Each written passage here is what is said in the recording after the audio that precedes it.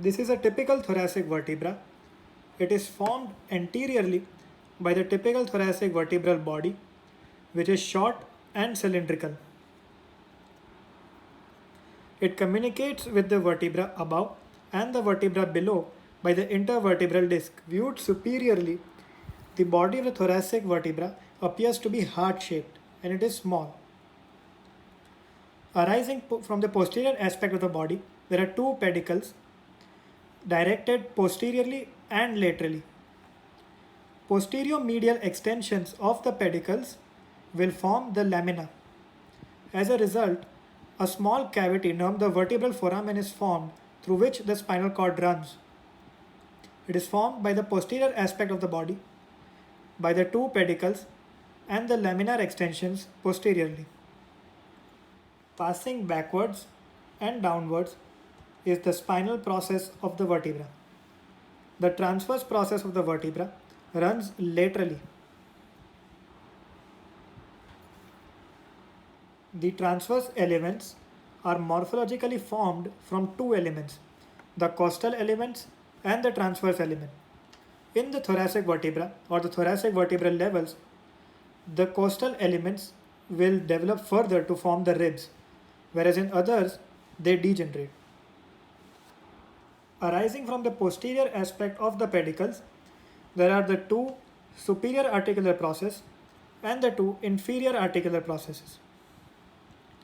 The superior articular processes bears the facets which are directed backwards, whereas the inferior articular facets direct forward. The pedicles of the vertebra are attached with the body slightly towards the superior aspect. As a result, a deep infravertebral notch is formed and a shallow supravertebral notch is formed above. They correspond with the lower vertebra or the upper vertebra to form the intervertebral foramen. Over the sides of the body of the vertebra of the thoracic vertebra, we'll find two facets termed the costal facets, the superior costal facet and the inferior costal facet. The superior costal facet will articulate with the numerically corresponding rib, whereas the inferior costal facet will articulate with the rib numerically below that vertebra.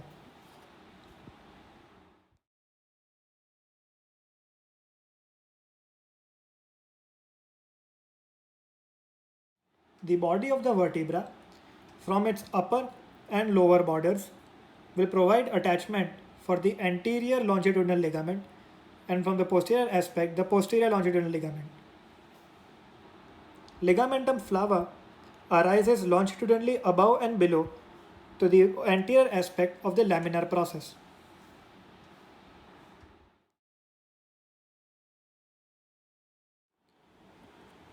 Any vertebra is formed by three primary centers of ossification.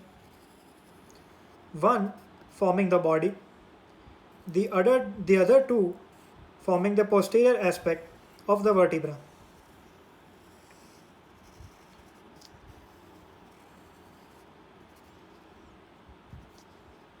In certain cases, the first primary center ossifies normally. However, there is malfusion between the third and the second primary centers of ossification.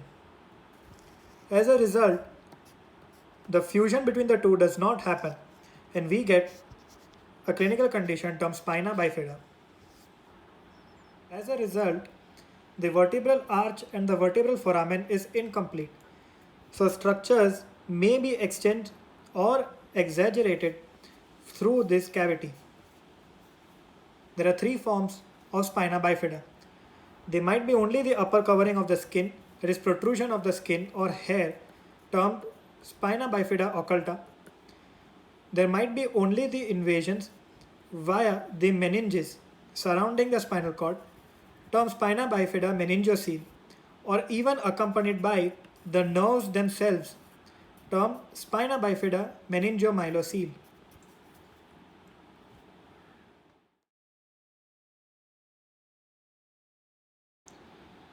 The intervertebral discs are fibrocartilaginous rings or discs which are in between two adjacent vertebrae. These discs have an inner fluid core termed nucleus proprius and an outer fibrous margin termed the fibrosus annulus. In certain cases, termed as the herniation of disc, the nucleus pulposus might press out and force out its way, as a result compressing the nerves exiting via the intervertebral foramen. This results in shooting form of pain and it is highly distinctive type.